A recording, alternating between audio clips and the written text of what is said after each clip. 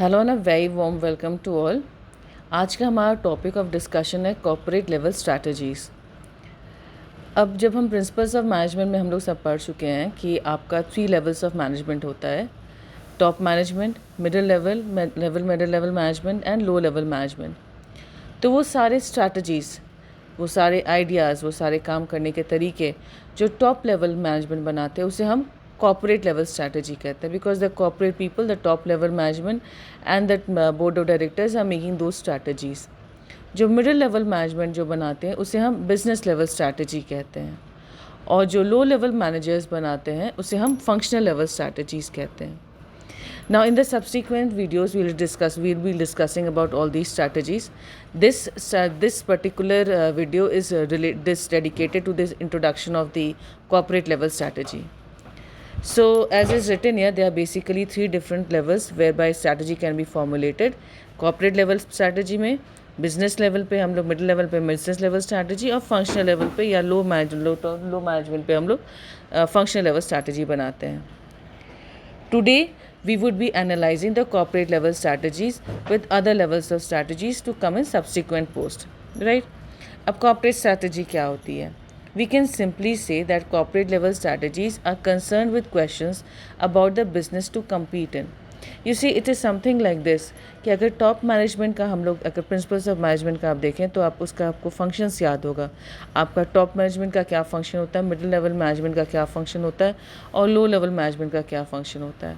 तो top level management का function क्या होता है, वो बेसिकली आपके फॉर्मूले, आपके ऑर्गेनाइजेशन के ऑब्जेक्टिव्स को डिसाइड करते हैं, पॉलिसीज़ को डिसाइड करते हैं, प्लस बेसिक जो डिसीजन होता है किसी कंपनी का, कि वो क्या करना चाहते हैं, वो एक्सपैंड करना चाहते हैं, वो डाइवर्सिफाई करना चाहते हैं, वो क्या करना चाहते हैं। फॉर एग्ज़ाम्पल अगर हम लोग अगर रिलायंस ग्रुप का लेते हैं, तो रिलायंस ग्रुप में इट वाज कोरली अबाउट टेलीकम्युनिकेशंस के बाद दे डाइवर्सिफाई कर गए वो लोग पेट्रोलियम में चले गए। There was Reliance Trends, there was Reliance Fresh, सब में अलग अलग में चले गए।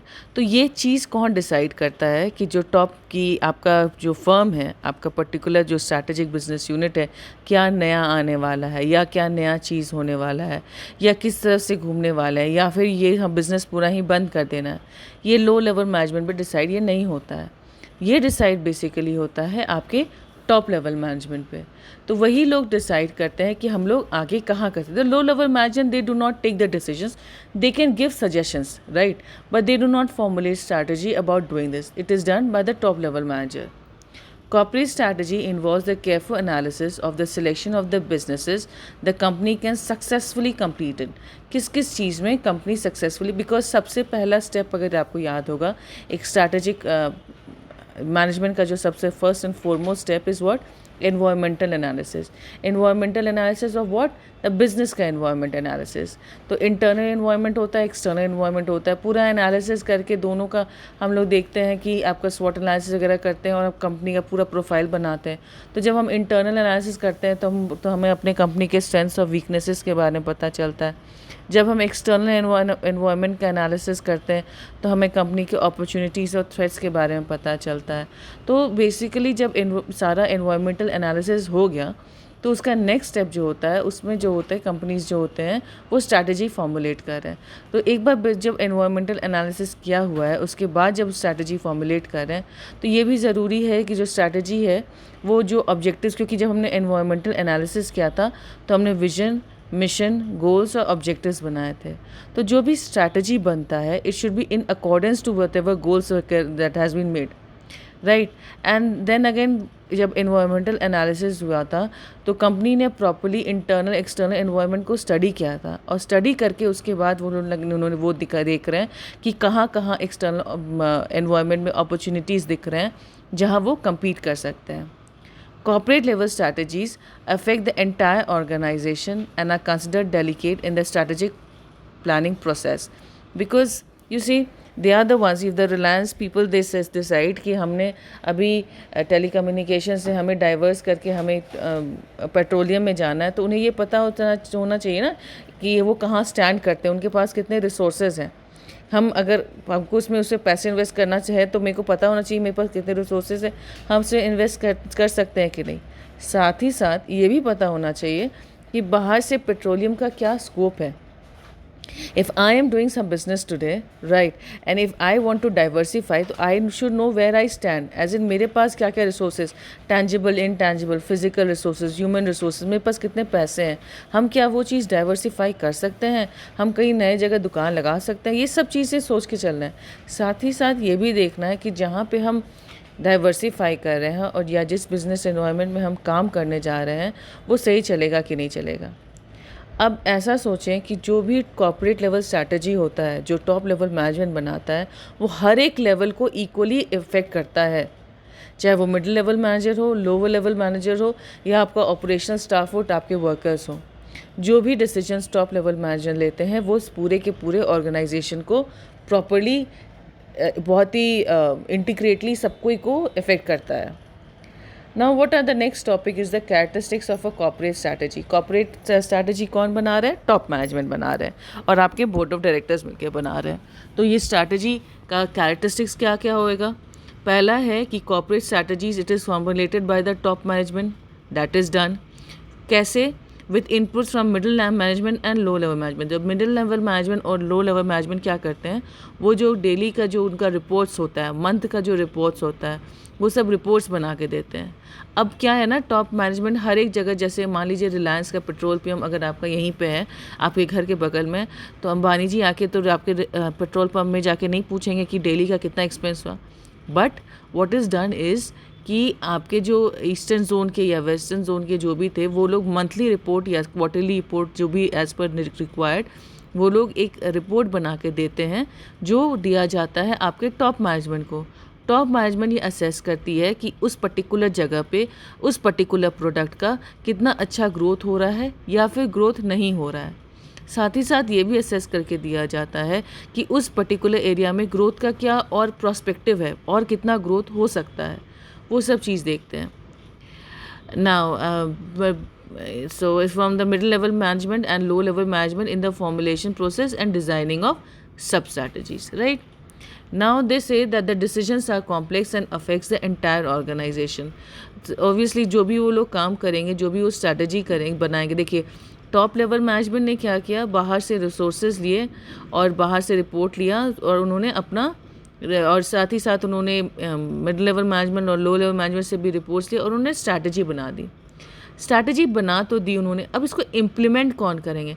इसको इम्प्लीमेंट करेंगे मिडिल लेवल मैनेजर्स.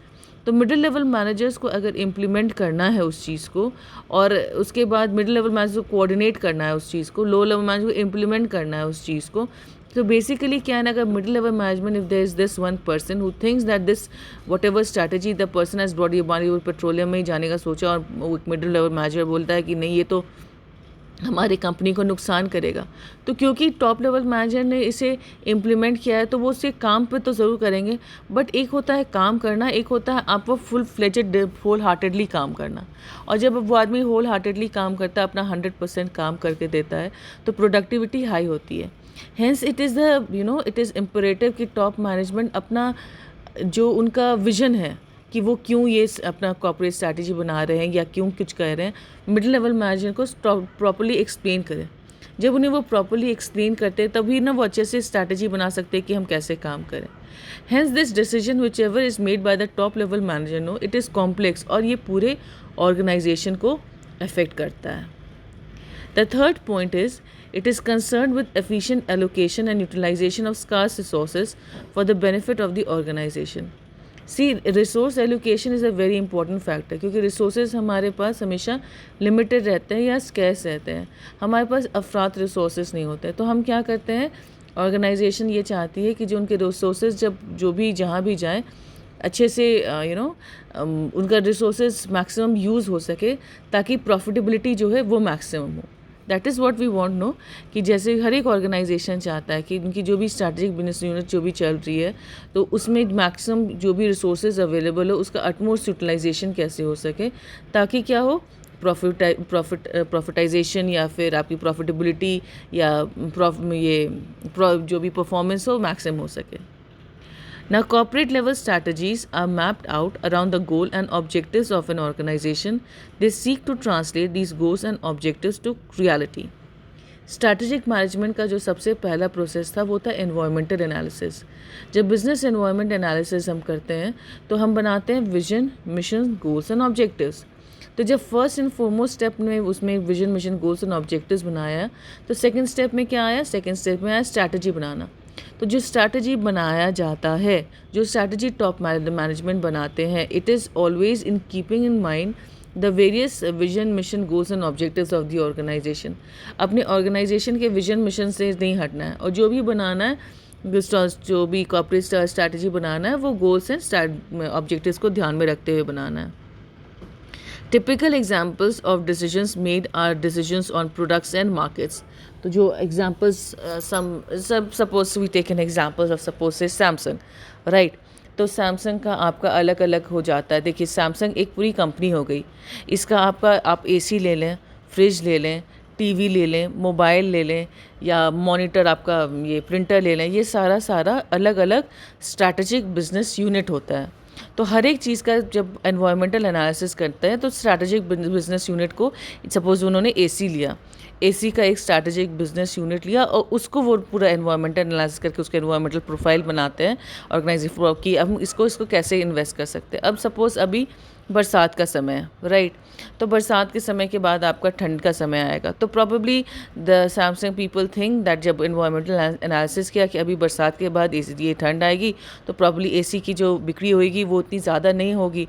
तो हम क्या करते हैं, हम अभी एसी में नहीं इन्वेस्ट करते हैं, हम अभी जैसे अभी ऑनलाइन एजुकेशन चल रहा है, अभी दो ऑफलाइन थोड़ा बहुत लॉकडाउन सब खुलना स्टार्ट हुआ है, though offline education is starting, but as of now जब हम बच्चों के हाथ में मोबाइल नहीं देते थे, now every child right from prep to 12 they have a mobile in the hand. It is necessary, we do not have an option, उनके क्लासेस चलते हैं, हमें देना ही देना है। तो आपको क्या है ना कि तो प्रॉब्ली ऑनलाइन क्लासेस चल रही है, मोबाइल बड़ा, तो वो मोबाइल में, क्योंकि अभी एग्ज़ाम्स का टाइम आएगा, एग्ज़ाम्स के टाइम में you do can not afford to have something ऐसे ही चलने वाला चीज़, अच्छा चीज़ चाहिए आपको। तो प्रॉब्ली वो लोग उस समय ये डिसाइड करेंगे कि हम मोबाइल में ज़्यादा इन्वेस्ट करेंगे। तो ये सारे डिसीजंस की, अच्छा अभी हम एसी को कुछ नहीं करेंगे, जैसा है वैसे रहने देते हैं, या ये डिसीजन कि मोबाइल है उसमें ज़्यादा इन्वेस्ट करना, ये कौन करता है? ये आपका टॉप लेवल मैनेजमेंट करता है। Now the business owners need target cooperative level strategies to position themselves for success। कि ये आपका जो भी बिजनेस ओनर्स है, टारगेट करना, क्या चीज़ को टारगेट करना, इधर प्रोडक्ट को या मार्केट को। आप पर्टिकुलर स्ट्रैटेजिक बिजनेस यूनिट को ले रहे हैं और उसके बाद उसका प्रोडक्ट डेवलपमेंट कर रहे हैं या रिसर्च एंड डेवलपमेंट कर रहे हैं, या पर्टिकुलर प्रोडक्ट को, ये मार्केट को देख रहे हैं कि इस पर्टिकुलर मार्केट, जैसे डाइपर्स है, डाइपर्स आपका 0 to 2 years के बेबी के सेगमेंट को ये फोकस करता है, तो वो टारगेट मार्केट सेगमेंट होता है। तो अपने आप को सक्सेसफुल बनाने के लिए, अपने आप को मार्केट में पोजीशन बनाने के लिए ये ज़रूरी है कि जब कॉर्पोरेट स्ट्रैटेजी बनाया जाता है तो ईदर प्रोडक्ट और मार्केट उसको टारगेट लेके चला जाए। Corporate level strategies define a plan to hit the specific target needed to achieve business goals. As already से एक स्पेसिफिक टारगेट लेके चलना है। Strategies tend to be long-term in nature but allow for dynamic adjustments based on uncertainty and changing market conditions। अब ये strategies जो बनती हैं कि आपने बनाया कि उसमें हमको मान लीजिए सैमसंग वाले बनाया कि हमें मोबाइल में और इन्वेस्ट करना है, तो ये ऐसा नहीं होता है कि वो डिसाइड करेंगे तुरंत इन्वेस्ट करेंगे, वो ये लेके कि 6 महीने, 1 साल, 2 साल बाद इतना होना चाहिए हमारा, 2 साल बाद इतना और प्रोडक्शन होना चाहिए हमारा। But the first and foremost important thing, if you remember, just first and foremost thing of the strategic management is environmental analysis। अब क्या होता है जब आदमी बिजनेस एनवायरनमेंट में काम करता है तो एनवायरनमेंट कीप्स ऑन चेंजिंग, चाहे वो इंटरनल एनवायरनमेंट हो चाहे वो एक्सटर्नल एनवायरनमेंट हो, बिकॉज एज दे से change is the only constant, change होना ही होना है।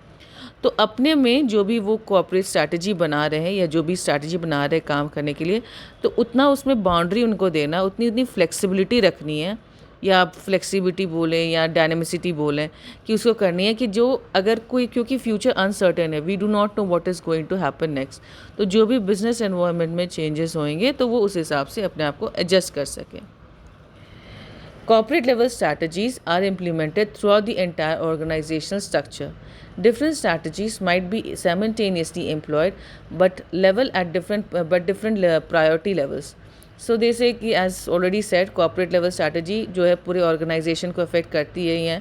और ये नहीं ज़रूरी है कि जैसे क्योंकि आपका जैसे सैमसंग ही आप ले रहे हैं तो इसका बहुत सारा स्ट्रैटेजिक यूनिट हो गया, आपका एसी हो गया, फ्रिज हो, तो सबका अलग अलग स्ट्रैटेजी वो लोग बना सकते हैं और एक ही साइमल्टेनियसली भी चल सकता है।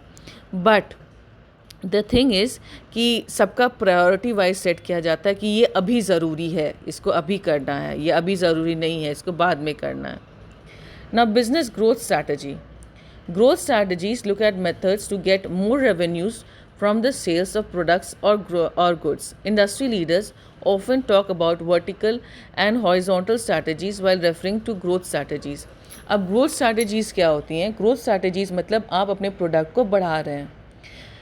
फॉर एग्ज़ाम्पल मान लीजिए किसी का कॉफ़ी सेलिंग का शॉप है, कॉफ़ी मतलब कॉफ़ी बीन्स सेल कर रहे हैं, ठीक है, कॉफ़ी का पाउडर वगैरह जो कॉफ़ी पाउडर होता है, पाउडर वगैरह सेल कर रहे हैं, ये अलग अलग टाइप का होता है। So let me go by one.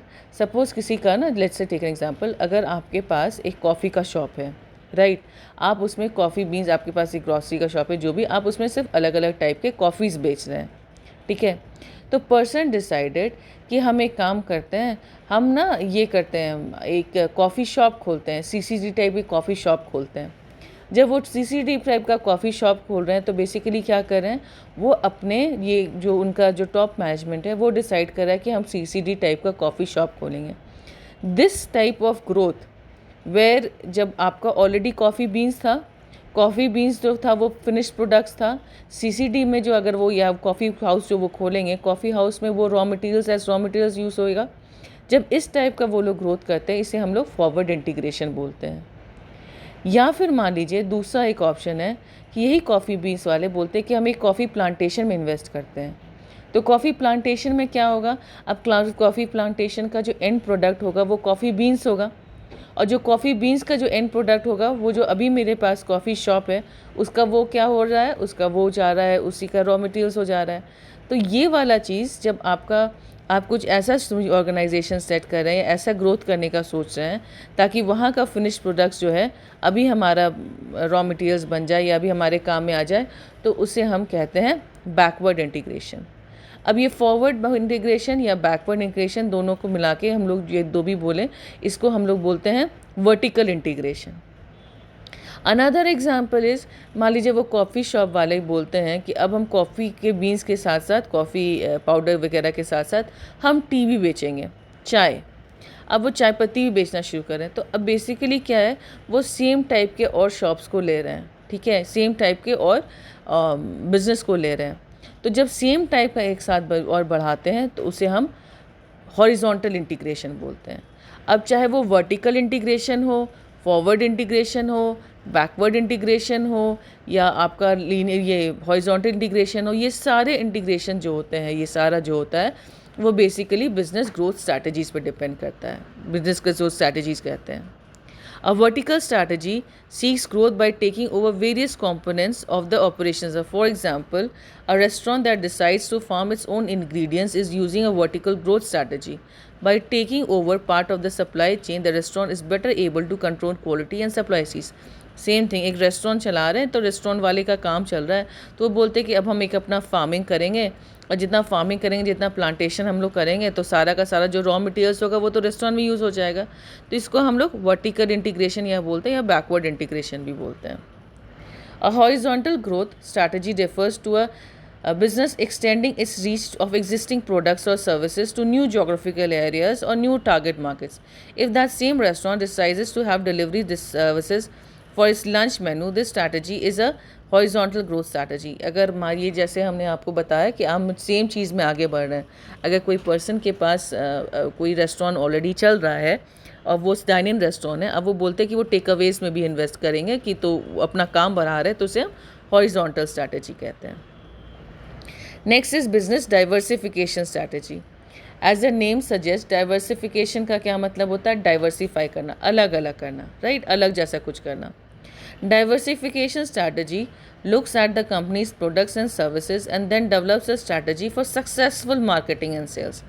Two main diversification strategies exist. a single business strategy, and a dominant business diversification strategy. The single business strategy limits the number of products or services to a few, if not one. A company using this strategy seeks to be the leader in the niche. For example, of a single strategy is a carpet cleaner that exclusively markets services for carpet cleaning to homeowners and restoration services. This single service, the business strategy, could transmission to a dominant market business diversification strategy by also referring restoration services. The transition might involve other cleaning and general contracting services along with the primary carpet cleaning service. The thing they what they are going to say, they're trying to say here is, जो ये example बोल रहे हैं यहाँ पे, ये बोल रहे हैं कि अगर हम बिज़नेस स्ट्रैटेजी कर रहे हैं जिसमें हम डाइवर्सिफाई कर रहे हैं, इसका सिंपल एग्जांपल देखें तो यही आपका रिलायंस वाले आपका रिलायंस ट्रेंड्स में चले गए. रिलायंस एक telecommunications about mobile, trends is about dresses, Reliance Fresh is about your groceries and your vegetables and your fruits और इन योर पेट्रोलियम पंप. एकदम कितना डाइवर्सिफाइड है. ये सब डाइवर्सिफिकेशन स्ट्रैटेजी हो जाता है जो ग्रोथ स्ट्रैटेजी में आता है. ठीक है, ये जो कारपेट क्लीनर का बोल रहे हैं कि सपोज़ एक कंपनी है जो सिर्फ कारपेट क्लीनिंग के लिए करते हैं, अब वो कारपेट क्लीनिंग के साथ साथ वो लोग रिस्टोरेशन वगैरह भी स्टार्ट कर रहे हैं ताकि उनका जो है अलग अलग चीज़ में एक साथ काम कर सके. तो this is what is diversification strategy. Now, business stability strategy. It is possible for a company to reach its optimal market share goals. जैसे अभी हम लोग बात करते थे एसी कहीं अभी बोल रहे थे, एग्जांपल अभी जो आगे दे रहे थे कि सैमसंग ने देखा कि अभी आपको ऑनलाइन मार्केट के कारण, ऑनलाइन एजुकेशन के कारण जो मोबाइल का ग्रोथ आपको दिख रहा है, लेकिन अभी बरसात है और आपको एसी का growth in particular suppose Ranchi region इस आपको उतना नहीं दिख रहा. हिली एरिया है, उतनी ठंडी गर्मी नहीं होएगी. अभी एसी का उतना ग्रोथ ये परचेज़ नहीं होगा, समर्स बीत गया है, तो क्या बोलते हैं कि एसी को अभी वैसे ही छोड़ दो, अभी एसी में हम कुछ नहीं करेंगे. ऐसा सिचुएशंस जब उन्हें लगता है कि कोई उनका पर्टिकुलर स्ट्रैटेजिक बिजनेस यूनिट जो है वो अभी अपना ऑप्टिमल मार्केट पहुंच चुका है और इससे ज़्यादा इसकी अभी बढ़त नहीं होएगी, इसका ज़्यादा प्रॉफिटेबिलिटी नहीं होगा, तो इसको वैसे ही छोड़ देते हैं. तो जब वैसे ही छोड़ देते हैं तो इसे हम स्टेबिलिटी स्ट्रैटेजी कहते हैं. Rather than scale up, company leaders might choose a stability strategy that takes the existing success under existing platforms to maintain market share. जैसा market share है आप उसे बने रहने दो, हम इसको ना बढ़ाएंगे ना घटाएंगे ना कुछ काम करेंगे. Methods include making processes more cost efficient through automation, cutting costs where possible, and negotiating better costs of materials and distribution markets.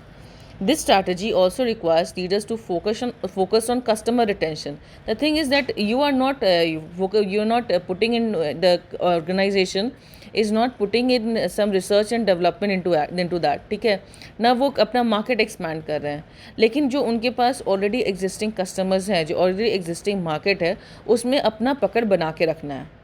Right, this is a popular strategy during adverse economic periods. However, there are times when this strategy makes sense for a small business regardless of the external business environment. A dentist who doesn't have the space or time to take an additional patients, but who needs to keep his existing patients happy and to also develop a list of new patients as his base. This could fall off via natural attrition. जो चला attrition मतलब normally जो लोग एक जगह से दूसरी जगह चले जाते हैं, and would benefit by using a stability strategy. कि वो एक डेंटिस्ट का बात कर रहे हैं कि डेंटिस्ट का है कि ऑलरेडी जो कस्टमर्स आ रहे हैं तो नए पेशेंट्स भी आ रहे हैं उनके पास, लेकिन जब नए पेशेंट्स आते हैं तो नए पेशेंट्स जाते भी हैं और साथ ही साथ वो अपना क्योंकि उनके पास स्पेस नहीं है बढ़ाने का, तो जैसा है वैसे ही चलते जाते हैं. Stability is what basically they are not putting it into research and development ज़्यादा, neither they are putting money into expansion of business, but they are letting the things remain the way it is, but they are also making sure that जो customer जो है उनका वो customer उनका base बना रहे. right? Now the grand strategy or the growth strategy as we say it. ठीक है, जिस grand strategy बोलते हैं या master strategy या corporate strategy बोल सकते हैं. The grand strategies are corporate strategies designed to identify the firm's choice with respect to direction it follows to accomplish its objectives. Corporate strategy simply it involves decision of choosing the long-term plans from the set of available alternatives. The grand strategies are also called master strategies or corporate strategies. तो corporate strategies को हम लोग grand strategies ही बोल सकते हैं या फिर master strategies भी बोल सकते हैं. Grand strategies are major overarching strategies that shape the course of business. Already set कि जैसे जा रहा है पूरा ऑर्गेनाइजेशन को अफेक्ट करेगा ही करेगा. Unlike tactics, they are focused on long-term goals of the business. Running your own business means pondering grand strategies involving everything from product development to liquidation. जब आप कॉर्पोरेट स्ट्रैटेजी कर रहे हैं या ग्रैंड स्ट्रैटेजीज़ कर रहे हैं या जो भी आप मास्टर स्ट्रैटेजीज़ बना रहे हैं, तो it involves everything, right from growth, stability, या फिर आप उसको बिल्कुल ही हटा देना चाहते हैं. लिक्विडेशन का मतलब होता है कि आप पूरा उसको हटा दे रहे हैं, आपके बिजनेस को आप उसको सेल आउट कर दे रहे हैं. Different strategies will of course fit different situations, so it will be best to be familiar with a few different approaches. You'll unlikely be faced with choosing more than one grand strategy over the life of your business. Each one is the right one, but only in the right situation. क्योंकि environmental analysis हम कर रहे हैं, हम देख रहे हैं कि business environment अभी किस टाइप का है. जिस टाइप का हमारा business environment है, उस टाइप में हम अपना grand strategy या corporate strategy ला रहे हैं. क्योंकि क्या क्या है ना कि एसी के लिए अभी अगर मान लीजिए stability strategy is the best strategy, वही मार्च का समय जब आ जाएगा तो यहाँ पे मार्च के समय में उसके बाद अप्रैल से तो गर्मी स्टार्ट हो जाती है, अप्रैल में से गर्मी स्टार्ट हो जाती है, तो वापस से आपका एसी का एक्सपेंसेस स्टार्ट हो जाएगा, एक्सपेंसेस की बिक्री स्टार्ट हो जाएगी. तो क्या होगा, तो we have to invest more into AC, right. Now grand strategies can include market growth, product development, stability and turnaround and liquidation. Now what is about market growth? Market growth is a low risk strategy compared to one another more encompassing strategies. Instead of investing in research and development to create new product offerings, the market growth or strategy focus on growing the market for a current product. So in this particular thing they are more concerned about कि market को कैसे हम और develop करेंगे. आप वो जो particular cheese, it's like the AC one thing, ठीक है, एसी वाला वो लोग ले रहे हैं, तो एसी वाला को वो लोग क्या कर रहे हैं, रिसर्च एंड डेवलपमेंट नहीं उसमें ज़्यादा डाल रहे हैं, लेकिन उसमें वो लोग चाह रहे हैं कि हम मार्केट को और ऐसे और डेवलप कर सकें.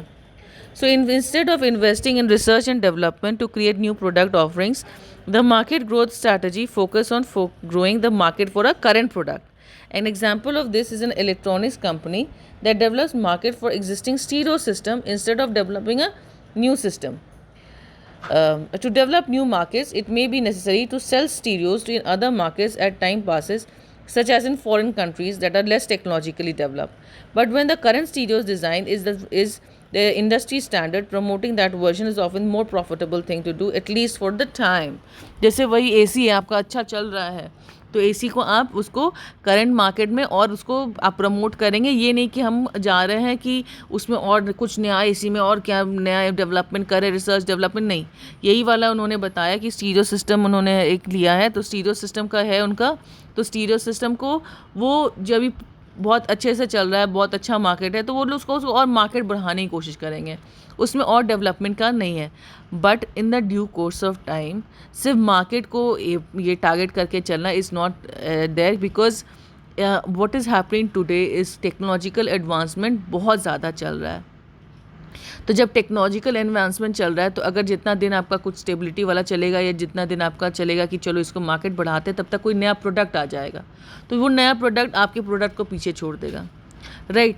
So what is important is हम अपने मार्केट को ध्यान में रखते हैं, ठीक है.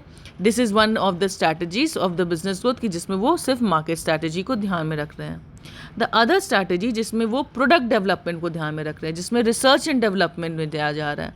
अभी क्या होता है, मैक्सिमम जितने ऑर्गेनाइजेशंस होते हैं, big organisations, they have specified unit for research and development, ठीक है, कि कितना रिसर्च चल रहा है, कितना डेवलपमेंट चल रहा है. The product development is essentially the opposite of market development.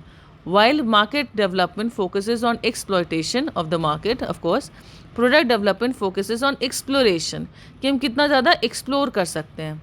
This involves investing heavily in research and development in order to create new and innovative product offerings. कितना ज़्यादा आप नया, जैसे आपका एंड्रॉयड ही है, आप अगर सैमसंग यूज़ करते हैं तो एंड्रॉयड ही है, उसका कैसे सॉफ्टवेयर का लगातार डेवलपमेंट चलता ही चला जाता है. गूगल प्ले स्टोर से आप उसको डाउनलोड कर सकते हैं. For example, a food manufacturer may invest heavily in research into healthier foods that can be marketed to a general public, or a car manufacturer may develop safer or more fuel efficient cars through investment in research. These advances give firms an advantage over the competition, right? तो next one is the turn around strategy. Turn around मतलब कि अब पूरा कि आपको लग रहा है कि कहीं से भी ऑर्गेनाइजेशंस को लग रहा है कि मेरा काम ठीक से नहीं चल रहा है, या मेरा प्रॉफिट जो हो रहा है वो कम हो रहा है, या मेरा प्रॉफिट अब नहीं बढ़ रहा है, या कहीं से अब डूब रहा है, डिक्लाइन हो रहा है, तो वो क्या करेंगे, अपने जो भी काम जो कर रहे हैं, जो भी they whatever they are investing into, जो भी काम उनका जो भी चल रहा है उसको पूरा चेंज कर देंगे। फॉर एग्ज़ाम्पल, अगर मान लीजिए आपका न्यूज़पेपर है, तो प्रिंटिंग न्यूज़पेपर्स बहुत चलता था, लेकिन फिर कोरोना टाइम से आया तो बहुत लोगों ने न्यूज़पेपर्स लेना ही बंद कर दिया था। तो एज़ ऑफ टुडे, अभी के समय में ऑनलाइन न्यूज़पेपर्स कितना चलता है, तो वो क्या करते हैं, अपने बिज़नेस को ना प्रिंट मीडिया से लेके पूरा उन्होंने ऑनलाइन बिजनेस में डाल दिया। So what is it, online business के भी डाल दिया, और suppose they also go into merchandise, कुछ ई कॉमर्स में भी डाल दिया कि आपका सेल बिक्री भी होएगा। तो इसका जब ऐसा कुछ स्ट्रैटेजी वो लेके आते हैं तो it is called turn around strategy. The turn around strategy is use when a firm is experiencing profit stagnation, profit रुक गई है, डिक्लाइन वहाँ पे कम हो रहा है, और other serious problems. It is an attempt to change the firm strategy in the hopes of reversing fortunes, कि हम वापस से अच्छे से प्रॉफिट अर्न कर सकें। In order to turn a firm around, managers will often change the direction of the firm, change कर देंगे। For example, the same example has been given here. For example, a print pay newspaper might make the switch to online publication in order to adapt to the changing market. This can also be used in conjunction with the product development to carve new paths into stagnant markets and create new products for jaded customers. For new products वो लोग ला दे रहे हैं। Now the stability strategy. What is stability strategy? As I said कि वहाँ पे जो काम चल रहा है, अब उसको उनको ज़्यादा वो उनको उसको they are not disturbing, they are letting things operate the way it is. The goal of the stability strategy is to maintain the status quo including market size, operations and market operation. जैसा जो है वैसे ही चलने दो, हम इसको ज़्यादा मतलब हम लोग ना इसमें ज़्यादा डेवलपमेंट वगैरह नहीं करेंगे, इसको आराम से जैसे ही, क्योंकि it is giving us enough returns, so we let it go. That's the way it is usually employed by smaller businesses in precarious markets. It can include techniques such as focusing solely on profits, being extremely cautious before making any changes, or planning to make no changes at all. तो बहुत ध्यान से या तो एकदम stable रहते हैं, कोई चेंज भी नहीं लाते हैं, चाहे वो मार्केट वाले में हो, चाहे प्रोडक्ट डेवलपमेंट में हो, और या फिर उनका है कि अगर जो चेंजेस ला रहे हैं तो बहुत ध्यान से धीरे धीरे लेके आ रहे हैं। For example, the software companies with trendy programs that are topping the sales chart will want to continue their explosive sales growth without doing anything that might affect the buying trend. Same कि आपका software companies हैं, बहुत अच्छे अच्छे programmes हैं, तो वो लोग और देख रहे हैं कि ऑलरेडी वो लोग सेल्स चार्ट के सबसे ऊपर में चल रहे हैं, उनका प्रॉफिट बहुत अच्छा चल रहा है, तो उसमें कुछ वो लोग छेड़छाड़ नहीं करेंगे as long as it is giving enough profit to them, right. Sorry, the next one is the liquidation strategy. The strategy of liquidation. The strategy of liquidation is the grand strategy of last resort. जब firm को लगता है कि नहीं, अब मेरे पास तो कोई ऑप्शन ही नहीं है, मेरा तो काम अच्छे से नहीं चल रहा है, चाहे हम ग्रोथ करके देख लें, चाहे हम टर्न अराउंड करके देख लें, हम कुछ भी करके नहीं चल रहे हैं, तो वो क्या करते हैं, अपने जितने भी एसेट्स हैं उसको सेल ऑफ कर देते हैं। जब ये सेल ऑफ कर देते हैं इस फिजिकल एसेट्स को, जितने भी उनके हैं, चाहे फैक्ट्रीज़ हो, मर्चेंडाइज हो, as well as intellectual assets जितने हैं, उस सबको सेल आउट कर देते हैं, तो उसे हम लिक्विडेशन स्ट्रैटेजी बोलते हैं। When a firm cannot successfully turn itself around and there are no interested buyers, there is no choice but to liquidate the firm, कि आप उसको sell out कर दें। Liquidating the firm involves selling off all its assets including physical assets such as factories and merchandise, as well as intellectual assets like brands and patents. The goal of a liquidation strategy is to recoup as much money for the ownership as possible before shuttering the business, कि जितने पैसे आप उससे निकाल सको वो निकालने की कोशिश करते हैं। अब जो ग्रैंड स्ट्रैटेजीज़ होते हैं वो 4 टाइप्स के होते हैं। स्टेबिलिटी स्ट्रैटेजी, जिसमें आप स्टेबल रहना है वो ऑर्गेनाइजेशन को, उसके हिसाब से करना है। एक्सपेंशन स्ट्रैटेजी, जहाँ वो एक्सपैंड कर रहे हैं, डाइवर्सिफाई कर रहे हैं सब। रिट्रेंचमेंट स्ट्रैटेजी, जिसमें वो लिक्विडिफाई कर रहे हैं या हटा रहे हैं।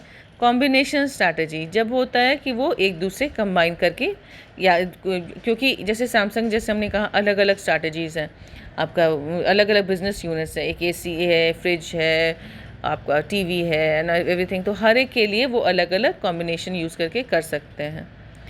We'll be studying about each of these strategies detail in the forthcoming videos. Now there are certain issues which are related to grand strategies. Before choosing a business level strategy, an organization must carefully monitor business and avoid complacency. कि आप जब environmental analysis organization ने किया है तो उसे उन्हें बहुत carefully करना है और एकदम complacent नहीं होना है, अच्छे से इन्वायरमेंटल एनालिसिस करना है. सपोज़ उन्होंने कहा कि हम बहुत लॉस में जा रहे हैं और अच्छे से नहीं चल रहा है, बट प्रॉबेबली शायद टर्न अराउंड करने पे आपका हो जाता.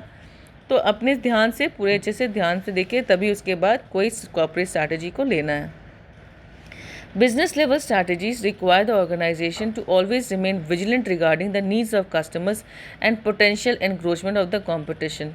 जब आपका जो बिजनेस चलता ही है, so it is the sees are the competition, the customer का नीड्स को हमेशा ध्यान में रखना है. जो भी प्रोडक्ट डेवलपमेंट करना है कस्टमर को ध्यान में रखते हुए करना है.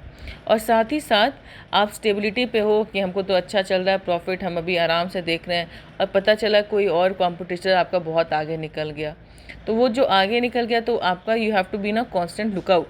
जो एनवायरमेंटल एनालिसिस होना चाहिए वो बहुत सही होना चाहिए.